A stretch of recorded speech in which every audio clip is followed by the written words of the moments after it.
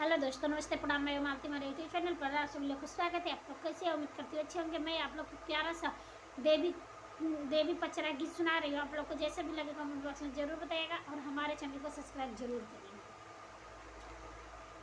अपना तो बैठे मैया नीमिया के तरवा हो के घरवा घरवा आपन छोहरी पठावै हो के घरवा घरवा अपना त बैठै मैया नीमिया के तरवा हो कि घरवा घरवा आपन छोहरी पठावै हो कि घरवा घरवा घर घर भेदवा लियावा हमारी छोहरी हो कि के ना लेलाना छोहरी ना हुआ हमारा हो कि के ना लेलाना छोहरी ना